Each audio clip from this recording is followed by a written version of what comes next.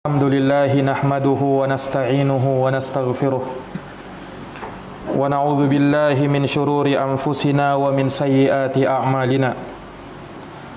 May yahdihillahu fala mudilla lahu wa may yudlilhu fala hadiyalah. Segala puji hanya bagi Allah. Kita memujinya, memohon pertolongan dan memohon ampun kepadanya. Kita berlindung kepada Allah dari kejelekan jiwa-jiwa kita dan dari keburukan amal perbuatan kita. Barang siapa yang diberi hidayah oleh Allah, maka tidak ada seorang pun yang bisa memberi petunjuk kepadanya. Dan barang siapa yang diberikan petunjuk oleh Allah, maka tidak ada seorang pun yang bisa menyesatkannya. Asyhadu an la ilaha illallah wahdahu la syarika lah, lahul mulku wa lahul hamdu wa huwa ala kulli syai'in qadir. Wa asyhadu anna Muhammadan abduhu wa rasuluh wa safiyuhu wa khaliluh. Salawatu rabbi wa salamuhu alaihi wa ala alihi wa sahbihi wa man tabi'ahum bi ihsanin ila yaumiddin. Yauma la yanfa'u malu wala banun illa man atallaha biqalbin salim. Aku bersaksi bahwa tidak ada Tuhan yang berhak disembah kecuali Allah semata. Tidak ada sekutu baginya. Dialah sesembahan yang terawal dan sesembahan yang terakhir. Dan aku bersaksi bahwa Nabi Muhammad adalah hamba dan utusan Allah. Semoga salawat dan salam senantiasa tercurahkan selalu kepada beliau, kepada keluarga dan sahabat-sahabat beliau, dan orang-orang yang mengikutinya hingga hari kiamat. Hari yang tiada bermanfaat harta dan anak-anak, kecuali siapa yang menghadap kepada Allah dengan hati yang selamat.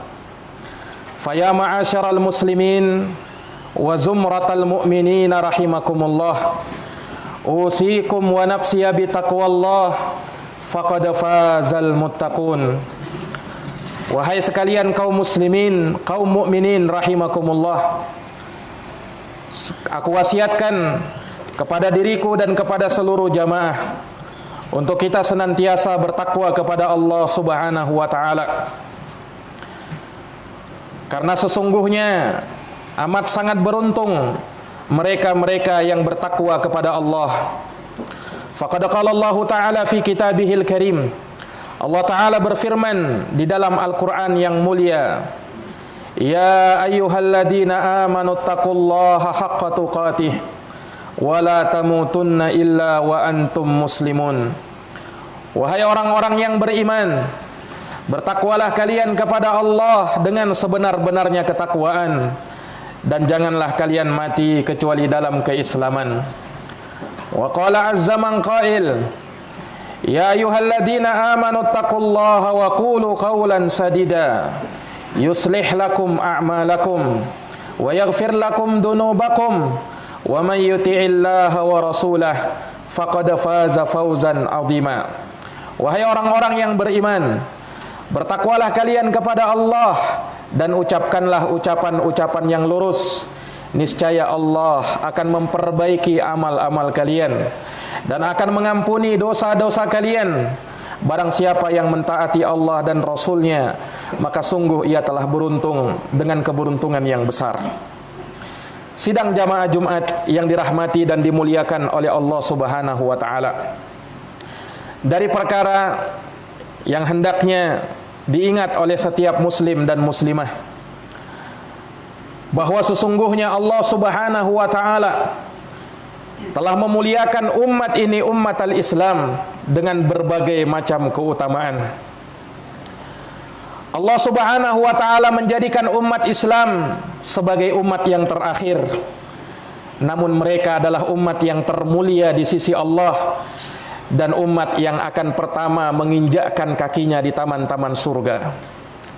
Rasulullah sallallahu alaihi wasallam pernah bersabda, Antum tuwaffuna sab'ina ummah, antum akramuha wa afdaluha 'ala Allah.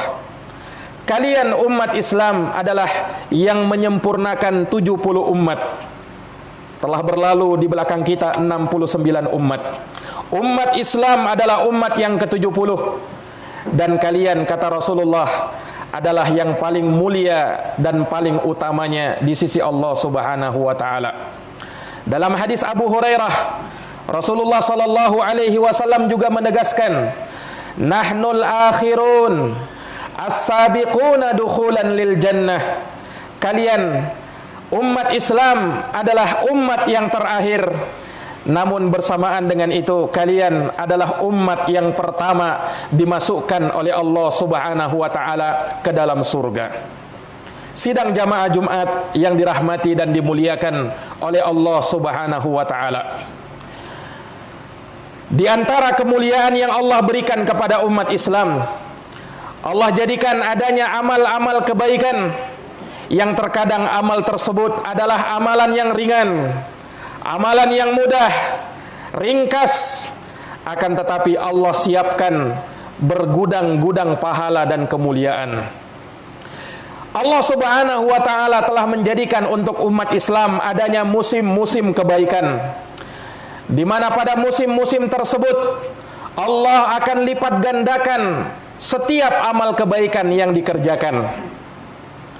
Belum lama berlalu bersama kita bulan Ramadan, bulan yang penuh rahmat, ampunan dan pembebasan dari api neraka. Tak terasa kini kita tengah berada di penghujung bulan Dzulqa'dah.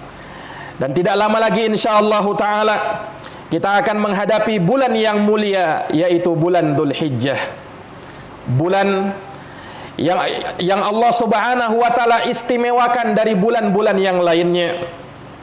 Suatu bulan yang amalan saleh yang dikerjakan pada bulan tersebut adalah amalan yang paling dicintai oleh Allah. Di dalam hadis Ibnu Abbas, Rasulullah sallallahu alaihi wasallam pernah bersabda, "Ma min ayyamin al-amalu salih fihinna ahabbu ilallah min hadhil ayyamil ashar." Tidak ada satupun hari yang pada hari itu amalan lebih dicintai oleh Allah melebihi amalan yang dilakukan di 10 hari pertama bulan Dzulhijjah. Amalan yang paling dicintai oleh Allah tentunya amalan yang akan dilipat gandakan pahalanya di sisi Allah Subhanahu wa taala. Bagaimana tidak jamaah? Di hari-hari tersebut ada 2 hari utama, 2 hari yang mulia yang dijadikan sebagai hari Id bagi kaum muslimin.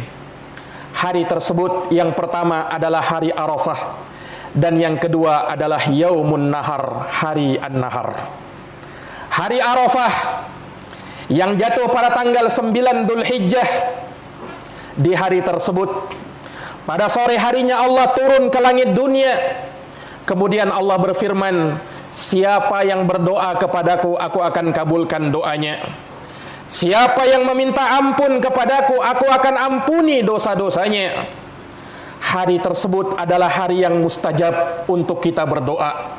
Sampai Nabi SAW pernah bersabda, "Khairud du'a du'a'u yaumi Arafah." Sebaik-baik doa yang dipanjatkan adalah doa yang dipanjatkan pada hari Arafah, pada tanggal 9 Dzulhijjah.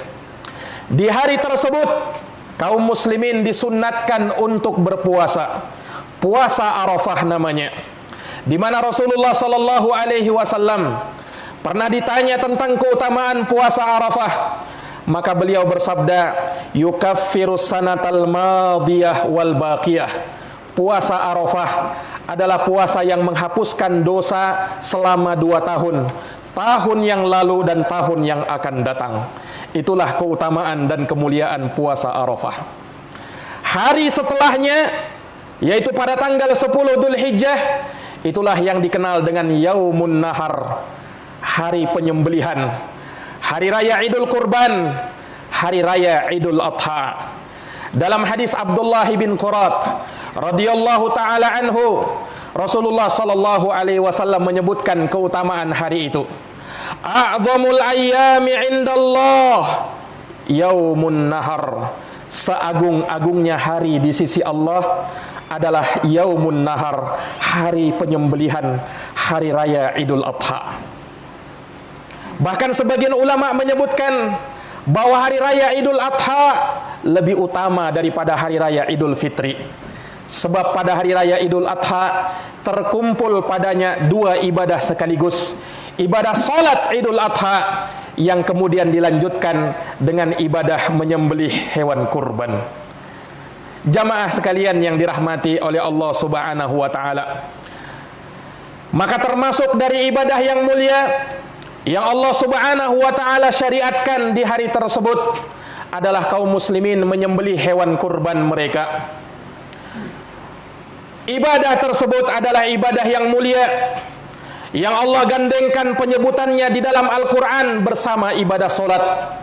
Di dalam dua ayat di Al-Quran Allah berfirman, Qul inna solati wa nusuki wa mahyaya wa mamati lillahi rabbil alamin.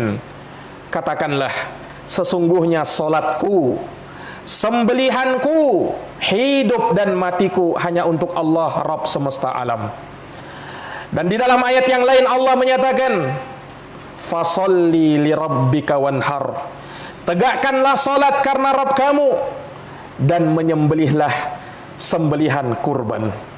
Allah gandengkan ibadah salat dengan ibadah menyembelih kurban. Dan kita tahu bersama ibadah salat adalah ibadah yang utama. Tidaklah dia digandengkan dengan ibadah kurban, melainkan menunjukkan kemuliaan dan keutamaan ibadah kurban itu. Sehingganya para ulama menyebutkan bahwa ibadah badan yang paling utama adalah solat, sementara ibadah harta yang paling utama adalah menyembelih hewan kurban. Maka daripada itu jamaah sekalian, Rasulullah SAW tidak pernah meninggalkan ibadah yang satu ini. Semenjak beliau berhijrah ke Madinah hingga beliau diwafatkan oleh Allah Subhanahu wa taala, sehingga itu menjadi sunnah beliau sallallahu alaihi wasallam.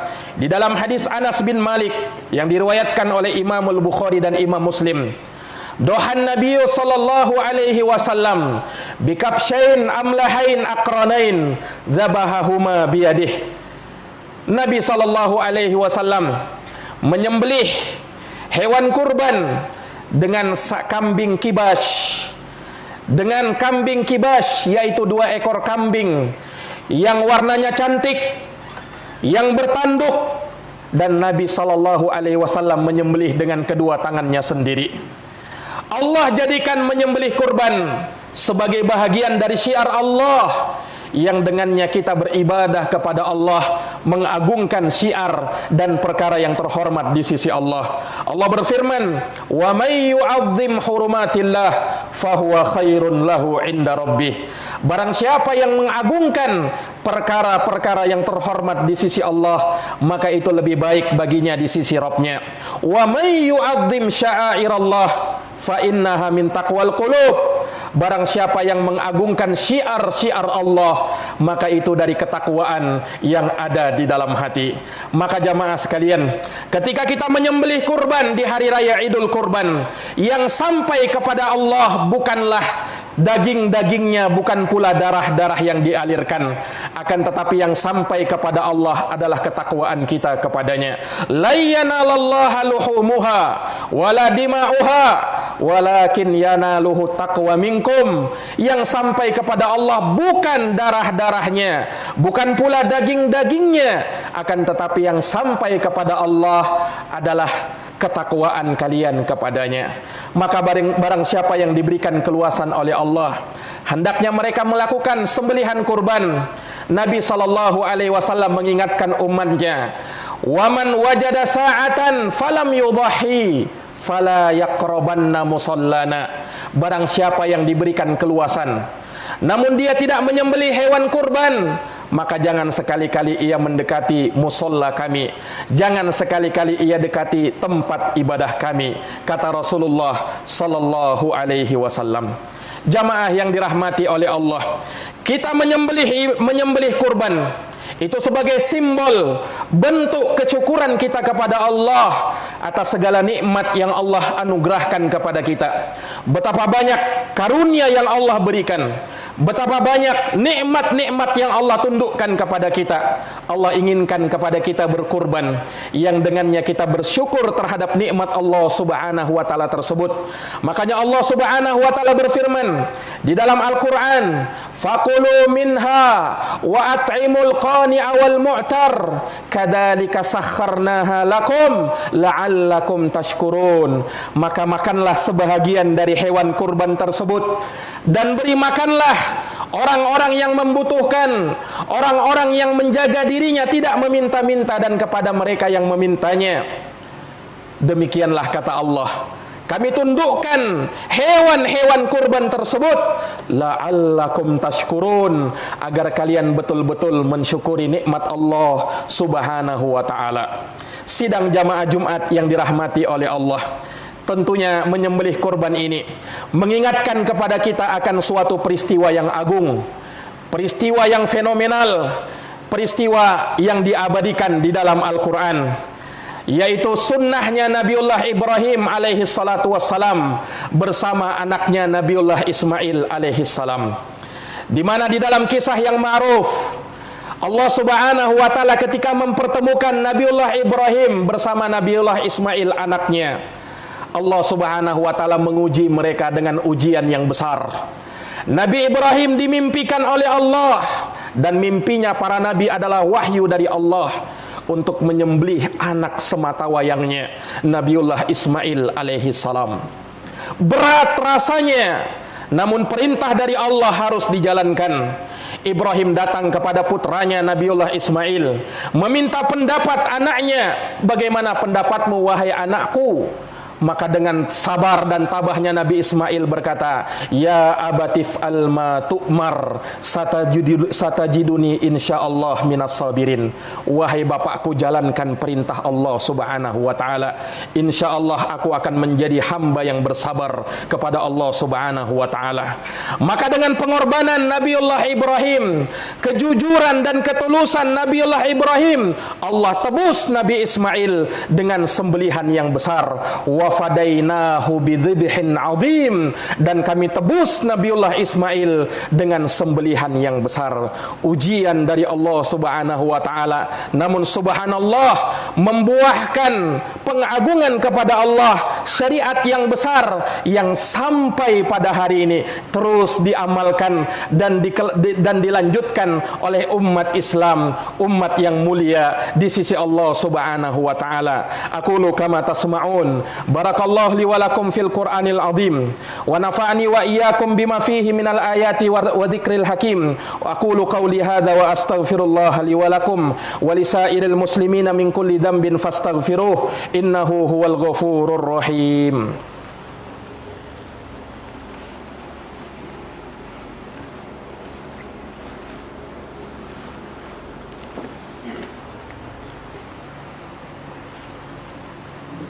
Alhamdulillah, alhamdulillahi rabbil alamin, wal aqibatu lil muttaqin, wala udwana illa alal zalimin.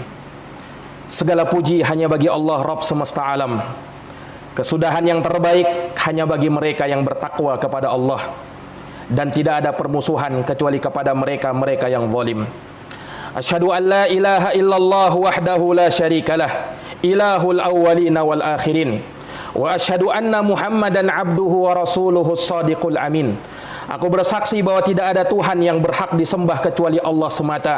Tidak ada sekutu baginya sesembahan manusia yang terawal dan manusia yang terakhir. Dan aku bersaksi bahwa Muhammad adalah hamba dan utusannya, seorang nabi yang jujur lagi terpercaya, sallallahu alaihi wa ala alihi wa sahbihi wa man tabi'ahum bi ihsanin ila yaumiddin wa sallama tasliman katsira. Semoga salawat dan salam tercurahkan selalu kepada junjungan kita Nabi besar Muhammad, kepada keluarganya, kepada seluruh para sahabatnya, dan orang-orang yang mengikutinya hingga hari kiamat. Faya ma'asyaral muslimin rahimakumullah, usikum wa nafsiya bitaqwallah faqad fazal muttaqun. Kaum muslimin yang dirahmati oleh Allah, kembali aku wasiatkan kepada diriku dan kepada seluruh jamaah untuk kita senantiasa bertakwa kepada Allah. Sungguh amat beruntung mereka-mereka yang senantiasa menghiasi diri mereka dengan ketakwaan kepada Allah. I'lamu rahimakumullah anna taqwallahi azza wa jalla an ta'mala bi ta'atillahi ala nurin minallah tarju thawaballah wa an tatruka maksiatallah ala nurin minallahi takhafu iqaballah. Ketahuilah jamaah, ketakwaan kepada Allah adalah engkau mengamalkan ketaatan kepadanya di atas cahaya hidayah darinya. Engkau mengharapkan dengannya pahala di sisi Allah. Dan engkau tinggalkan maksiat kepada Allah di atas cahaya hidayah dari Allah. Engkau mengkhawatirkan azab dari Allah subhanahu wa ta'ala. Thumma alamu rahimakumullah anna min fadhailit taqwa kama qala Allah ta'ala fi kitabih, ya ayyuhalladzina amanu taqullaha wa aminu birasulih yu'tikum kiflaini min rahmatih wa yaj'al lakum nuran tamshuna bih wa yaghfir lakum wallahu ghafurur rahim. Kemudian ketahuilah jamaah, di antara keutamaan takwa kepada Allah adalah sebagaimana yang Allah firmankan di dalam Al-Qur'an, wahai orang-orang yang beriman, bertakwalah kalian kepada Allah, berimanlah kalian kepada Rasulnya, niscaya Allah akan berikan kepada kalian dua bahagian dari rahmatnya. Kemudian Allah akan jadikan untuk kalian cahaya yang dengannya kalian berjalan di atasnya. Allah akan ampuni dosa-dosa kalian. Allah Maha Pengampun lagi Maha Penyayang. Innallaha amarakum bi amrin fabada'a fihi bi nafsih wa thanna bi malaikatihi wa thalatha bikum ayyuhal mu'minun. Sesungguhnya Allah memerintahkan dengan suatu perintah. Allah memulai dengan dirinya, kemudian kepada para malaikatnya, selanjutnya kepada orang-orang yang beriman. Faqala innallaha wa malaikatahu yusalluna 'alan nabi ya ayyuhalladzina amanu sallu 'alaihi wa sallimu taslima. Kemudian Allah berfirman, sesungguhnya Allah dan malaikatnya bersalawat kepada nabinya. Hei orang-orang yang beriman, sampaikanlah salawat dan salam kesejahteraan kepada Nabi kita Muhammad sallallahu alaihi wasallam. Allahumma salli wa sallim wa zid wa barik wa an'im ala sayyidinal karim nabiyina Muhammadin sallallahu alaihi wasallam. Ya Allah, limpahkanlah salawat dan salam serta keberkahan kepada Nabi kami yang mulia Nabi Muhammad sallallahu alaihi wasallam. Wardallahumma 'anil khulafa'ir rasyidin Abi Bakrin wa Umar wa Uthman wa Ali wa an kulli sahabati ajma'in wa tabi'in wa tabi'it tabi'in lahum bi ihsanin ila yaumiddin. Ya Allah, berikanlah keridhaanmu kepada sahabat Abu Bakar, Umar, Utsman dan Ali, dan kepada seluruh para sahabat, kepada para tabi'in, kepada atba'ut tabi'in dan orang-orang yang mengikuti mereka dengan baik. Allahumma ighfir lil muslimina wal muslimat wal mu'minina wal mu'minat al ahya'i minhum wal amwat innaka sami'un qaribun mujibud da'awat ya qadiyal hajat. Allahumma arinal haqqa haqqan warzuqna ittiba'ah wa arinal batila batilan warzuqna ijtinabah. Allahumma inna na'udzubika minal baras wal junun wal judam wal quruna wa sayyi'il asqam. Allahumma a'izzal islam wal muslimin wa adilla syirka wal musyrikin wa dammir a'da'aka a'da'ad din wansur ibadakal muslimin al mu'minina fi kulli makana ya rabbal alamin. Rabbana zalamna anfusana wa illam taghfir lana wa tarhamna lanakunanna minal khasirin. Rabbana atina fid dunya hasanah wa fil akhirati hasanah wa qina adzabannar. Ibadallah, innallaha ya'muru bil adli wal ihsan wa ita'i dzil qurba wa yanha 'anil fahsya'i wal munkar wal baghi ya'idukum la'allakum tadhakkarun. Fadhkurullahal 'azimal jalila yadhkurukum washkuruhu 'ala ni'amihi yazidukum wa la dzikrullahi akbar wallahu ya'lamu ma tasna'un. Aqimis shalah.